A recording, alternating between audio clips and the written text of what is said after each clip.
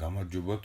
რუსეთის და ამერიკის განხილვის დროს მე უკვე გითხარით, რომ ეხლა მიმდინარეობს განმათავისუფლებელი ბრძოლა კოლონიებიდან.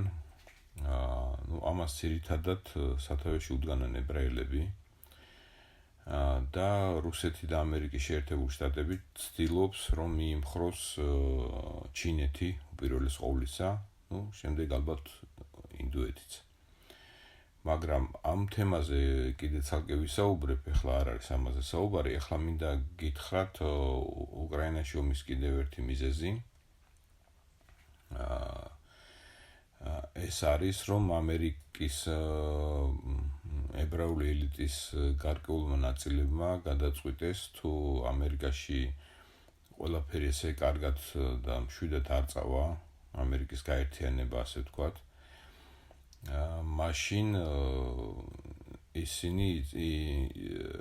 ისინი იბევებენ პლაცდარმს უკრაინის ტერიტორიაზე.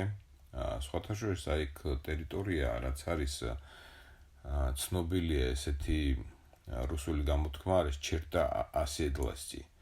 ანუ ეს როგორ გადაითარგმნება ის დამკვიდრების და მიმაგრების ხაზია, ასე ვთქვათ, რეგიონი, სადაც რუსული იმპერიის დროს ასახლებდნენ ებრაელებს და ეს ტერიტორია დაახლოებით მოიცავს უკრაინის, ზემოთ ბელორუსიის და ფაქტიურად ზემოთ ბალტიის ზღვამდე გრძელდება. და შესაძლებელია, რომ თუ ამერიკაში რაღაც არ წავიდა კარგად, ათქვა სამოქალაქო ომი, ძალიან დიდი კაპიტალი გადმოვიდეს აი ამ ტერიტორიაზე, სადაც ახლა ომი მიმდინარეობს და ფაქტიურად ეს ტერიტორია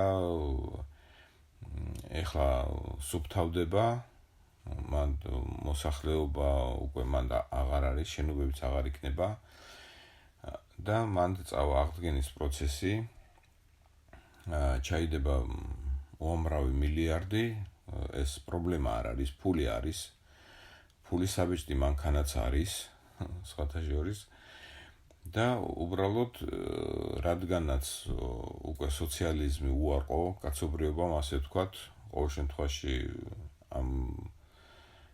ამ ეტაპზე ესია, იქ უკვე შეისყიდიან მიწებს, აშენებენ ქალაქებს და ფაქტიურად მიუხედავად იმისა, ეს სად იქნება, რომელი სახელმწიფოს შემადგენლობაში იქნება, ასე იქნება თუ ისე იქნება, ისინი მაინც შეძლებენ მოელაპარაკონ ნებისმიერ მთავრობას, რომ ეს ტერიტორია შენარჩუნდეს მათთვის, შეიძლება ეს ახალი რაღაც ტერიტორია ჩამოყალიბდეს, ან რაღაც ავტონომიური წარმონაქმნი გახდეს, ეგ არ ვიცი.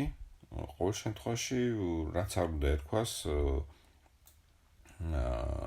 ჯამი და გამოსავალი იქნება იგივე.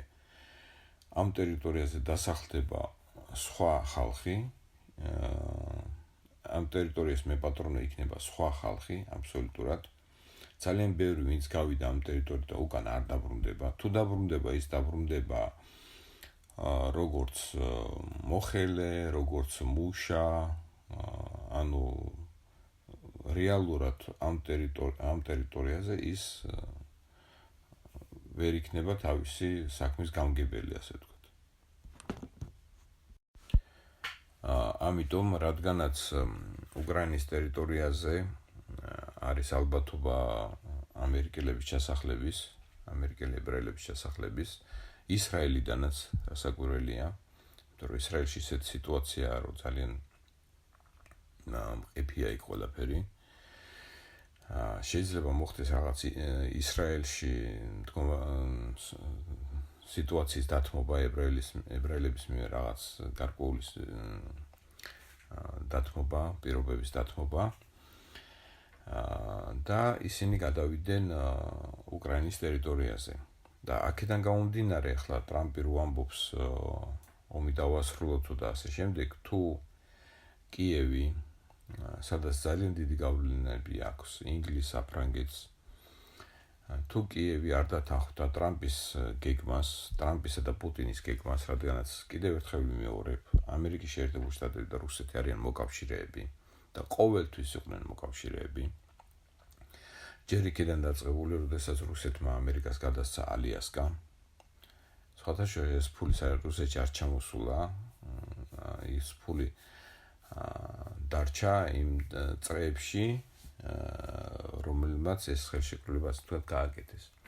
და იქ ამერიკისა და რუსეთის მოლაპარაკებაში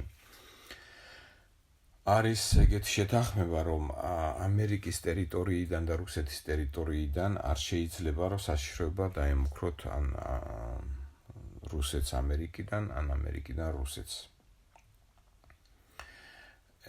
ეს და დღეს ამერიკა და რუსეთი ერთად მოქმედებს, ასე ვთქვათ.